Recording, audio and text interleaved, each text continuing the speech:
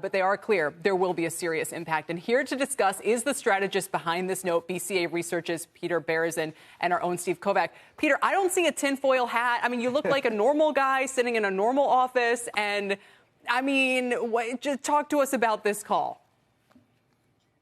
I think the mistake that people are making is that they're thinking linearly when they should be thinking exponentially.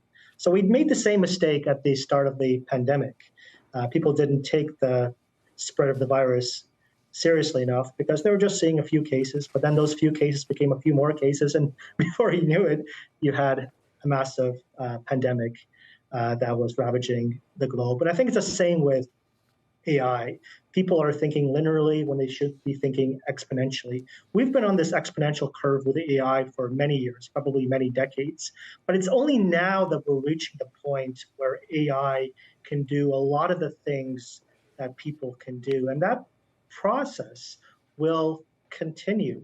And because we're on that exponential curve, it'll probably happen a lot more quickly than people realize. So the upside is absolutely huge. Right. I talk in the report that AI could have the same benefit to growth as prior technological revolutions, the agricultural revolution, the industrial revolution, all of which saw growth increase by over 30-fold.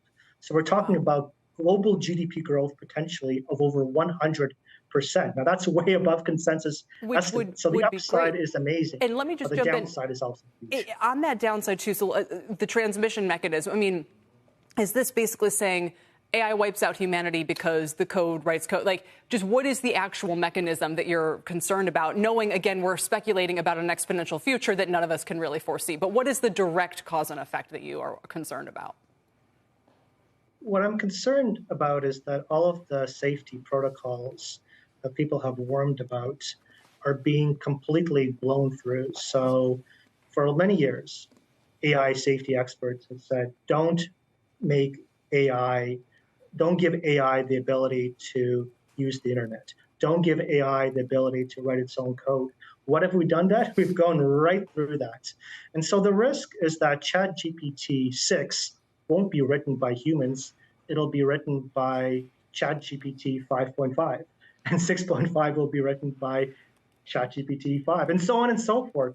And it becomes an exponential growth in intelligence.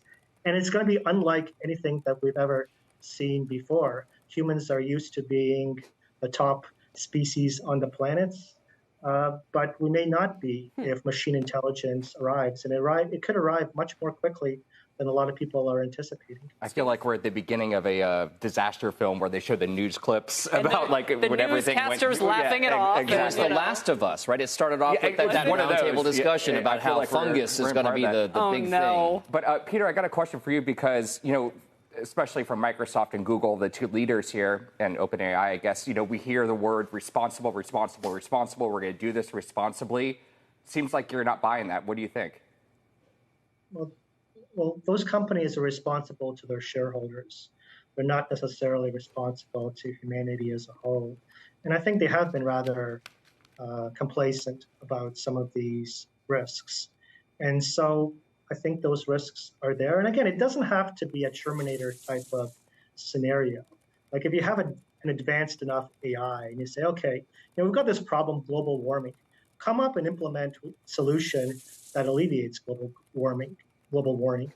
If you don't say anything more than that, it's quite possible that the AI will say, okay, well, nuclear war would reduce the temperature of the planet. So the problem, and we've seen this over and over again with complicated systems, is that they can be very, very unpredictable.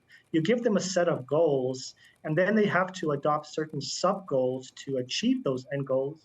And those sub-goals could be not the sort of thing that we want them to do.